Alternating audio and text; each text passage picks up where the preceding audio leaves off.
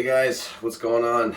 Today we're doing a bike check of my downhill bike. I'm just getting over the flu, so bear with me if I'm a bit sniffly. For those of you who aren't familiar with downhill, it's all lift accessed, meaning this bike is not at all meant for pedaling, especially with some of the parts I've spec'd and modifications I've made. It is not very pedal friendly. It is very descent oriented, and it's meant purely to be a monster truck and to gobble up everything in its path.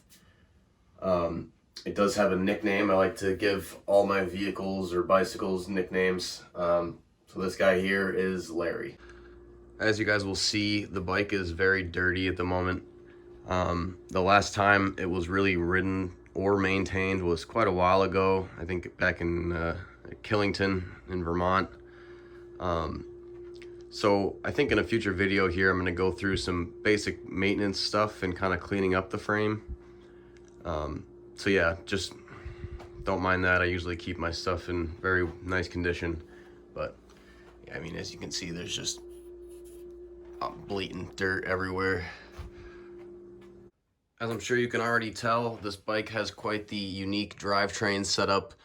Don't worry, I'm gonna get into that and why that's there, but I am saving that for the end of the video. So if you want to, you can skip ahead to that now. Essentially, it just has to do with isolating suspension and drivetrain to allow, you know, this massive suspension to work at its best. If I remove the shock here, I can demonstrate kind of the suspension action.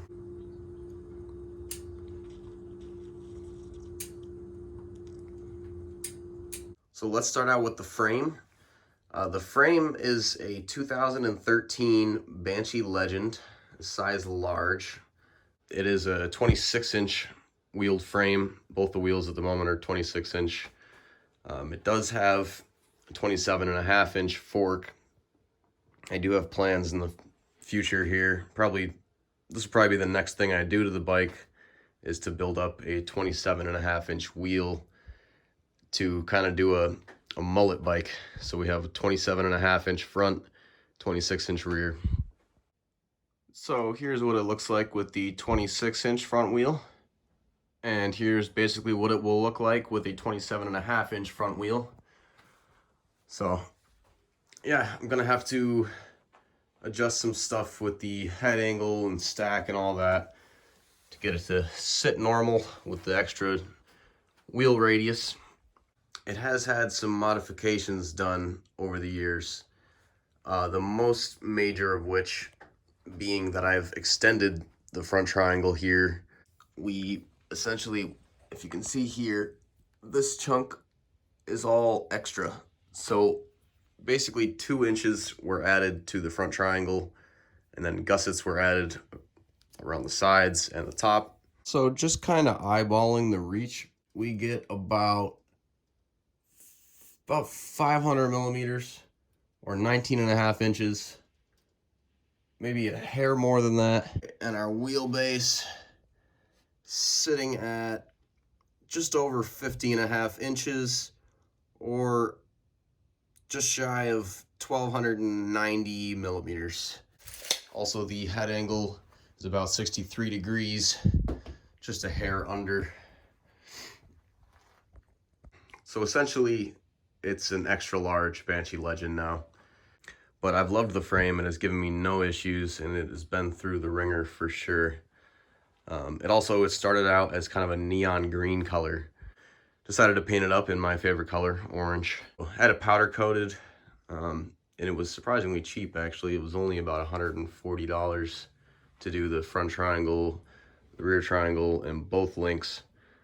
And yeah, so I'm actually thinking in the near future, I'm gonna strip the frame again. I wanna clean up some welds up in here and, you know, kind of make this whole thing look a little more fluid. And then get it painted again, and I'm trying to figure out what color I'd want to do. I had decals made through Slick Graphics. You can see their logo right here. So yeah, I did this metallic kind of a gunmetal gray color You could customize every little aspect of it, including that little white outline there.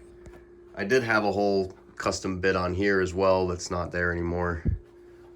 From the same company, I've had custom fork decals made, and of course matching for the shock down here. Also, again, from the same company, you know, I had some name stickers made. Oh, there you go, there's their actual logo. So, the suspension on the bike is all from Fox. Up front we have a 2018 Fox 40 Float.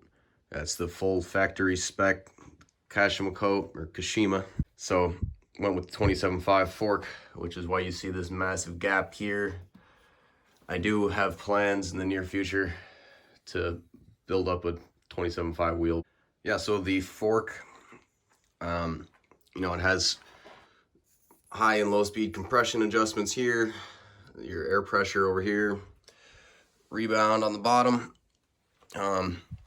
Fork really hasn't seen a ton of use. It's only been through a couple of races and a handful of park days, but it's been great so far. I've been loving it. The shock is a 2018 Fox DHX2 Float. Has the high and low speed rebound, high and low speed compression, and the shock has also been great. All right, looking at the wheels, we have Hope Pro Evo 2 hubs, front and rear, in that nice blue metallic anodized color. They're Stan's Flow MKII hoops with, I believe they're Sapum, I'm not actually 100% sure which spokes they were. I'll give you guys a little taste of what the that Hope hub sounds like.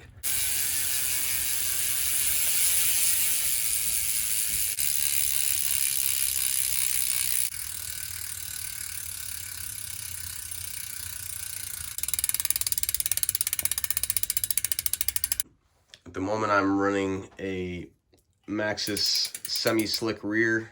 You can see it has this kind of flatter center portion. In the front, I actually have quite the opposite at the moment, which is the Maxxis Shorty. So it's a very knobby tire, very grippy in most conditions. And this one is the super tacky compound. I prefer to run the DH casing. Fortunately, haven't been able to find this one in a DH casing, so at the moment it's just the XO. Both wheels are set up tubeless. If you don't run your bike tubeless, I would seriously recommend it. It's a huge upgrade for not a lot of money. As far as brakes go, we have the Hope 200mm rotors, front and rear, and the Saint M820 stoppers, which I'm a big fan of Shimano brakes. They like the way they bite hard and quick. Yeah, these brakes have been great for me. I've tried several different rotors and kind of always mismatched them with the calipers. I guess I would say that the most power I've ever got from a combo was with the original Saint Ice Tech or whatever they're called rotors. The Hopes have been good, and they are kind of new, so they're finally starting to get bed in. Moving up from the brakes, go to the cockpit where we have the matching Saint M820 levers. Running pretty much full Deity cockpit here. Deity used to be a sponsor of ours, like a grassroots sponsorship. So they're the 35mm aluminum Deity bars, pretty low rise. Actually, I'm considering getting a higher rise handlebar in the near future, along with the Deity stem here. So direct mount, I believe it's a 50mm reach stem. And then I have the Renthal, I think they're called the traction grips, in their Kevlar compound. These grips are actually really cool. My favorite part about these, I don't know if you can see it here, but they have this kind of ramped profile. So they ramp up that way. And what it does for you is, and it ramps differently on the bottom as well. When your hand is on it and you try to rotate your hand, it really grabs onto your hand pretty hard, you know, rotation wise. But it means that you don't have to grip the handlebar quite as hard to have the same level of attachment to the bike, which can really help with reducing hand fatigue and arm fatigue. Moving on to the other contact points of the bike, we have the matching D80 seat. It's the I-beam seat rail, tons of adjustment. Sorry, this is so dirty up in here. And then, of course, the D80 seat posts to match. All of these are in their stealth gray color pattern to kind of match the theme of the bike. Then as far as pedals go, these are a bit beat up and probably should be replaced in the near future, but they are the Crank Brothers Mallet DH pedals. I've run these for a long time, and while I will say the durability is not always the greatest, I really like the versatility and the ease of clipping in and out of them. I do always run clipless, as they say, pedals for downhill, just that extra level of security when things are getting really rough and rowdy. Also have the Raceface 6C carbon cranks. This is actually one of the few items that remains stock on the bike from when I bought it. I did buy it used, but yeah, these came with the bike. And aside from the cranks and 2 of the pivot axles and the rear axle, those are really the only things that remain on this bike from when I bought it. But these cranks have actually really impressed me. I know a lot of people have their doubts about carbon cranks. I mean, I can show you some of the damage they've taken, and they've really taken some incredibly hard hits, but have never flinched at all. I think the carbon is surprisingly thick, but they are also incredibly light. So I've since put carbon cranks on my trail bike as well. I think it's a great area where you can lose a lot of weight. All right, some other cool little details. Stuff that might not be super necessary, but these titanium bolts that are kind of everywhere across the whole bike. There's a mixture of both this oil slick rainbow pattern and purple. At one point, the color scheme of the bike was kind of green and purple, but you can see it. We got here in the chainring bolts, the chain guide, I mean, even to the hanger. And then up here, we have all the stem bolts are titanium, the steer tube anchor bolt, all the fork bolts, as well as the fork clamp bolts, rotor bolts. I mean, basically anywhere that I could put a titanium bolt, I did. I know I probably saved about 20 grams at best, and it was very expensive, but you know, sometimes you gotta do it for the bling factor. Here you can see on the brake as well. Another cool thing I did was totally rework the cable routing, part of which was because of my new drivetrain, which, don't worry, I'll get to that in a second here. But basically, the shifter and rear brake cables run down through the frame as they did from the factory, but it's at this point where the cables used to come up like this and go across the top of the rocker link here and then down the seat stay. Now that was not ideal anymore because of this. So instead what I've done, and I really like the way it came out, is I've run them down underneath the shock, and they actually fit really perfectly down in there. And they continue underneath the shock, and they pop out between this link here, and they run along the chainstay. Same on this side, except that it pops up to get to the rear brake. I think it looks really cool because they kind of just disappear after this point. Another cool little feature, I don't actually have fork bumpers on the fork because I got these really cool ones from Stop Components.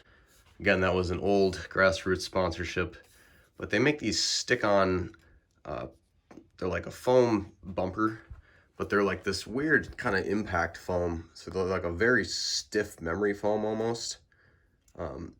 But the idea is that they firm up with the higher the velocity of an impact. And they stick them on once and they're there for life. And it's great because then you got nice clean looking fork. Don't have to worry about, you know, banging up your fork or your frame. All right, now moving on to what makes this bike really special and really unique is the drivetrain. So right off the bat, you can see there are two idler pulleys, dual idlers as I call it. You may be familiar with some other modern high pivot bikes, such as the new Commensal downhill bikes or the Norco HSP that run a high idler pulley like this. The reason for that is to limit anti-squat, chain growth, pedal kickback, all essentially the same thing. Mine is a little unique because it basically accomplishes the same goal, but for one, it does it using two idlers, and two, it 100% eliminates chain growth, anti-squat, or pedal kickback. So what that means is no matter how hard you are on the pedals, how much tension is in the chain, it will not put a force into the suspension. So basically, no matter how hard you're on the pedals, the rear triangle is free to move as it pleases. This took many iterations and prototypes. I think this is like the 6th one we're on now. It is working now. I've raced with this several times. I do want to make a video kind of getting deeper into this. It is actually a very complex topic when you really get into it. So I want to make a video about just this. I managed to source these pulleys from a company that makes stuff for recumbent bikes, actually. They're called TerraCycle. The front one is a 15-tooth titanium pulley. The outside of this here is aluminum, inside there is titanium. And the rear one is 23-tooth aluminum pulley. Again, there's an aluminum cage here. And if we look down at the top, you can see this is bolted directly into the pivot axle. Same with this one. Now this one had to be modified so that it would clear the rear triangle, as well as modifying that rear triangle itself.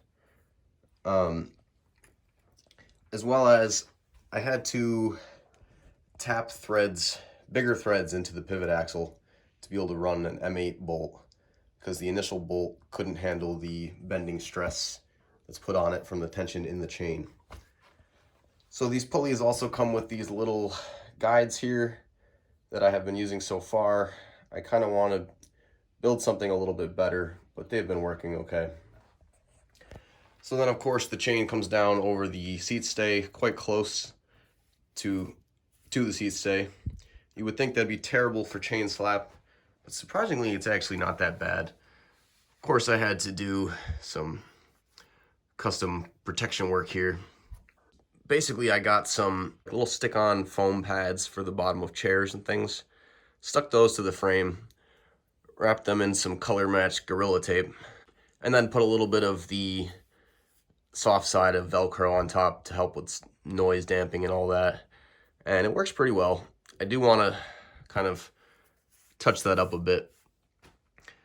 As far as the cassette and derailleur go, it is the Saint 10-speed.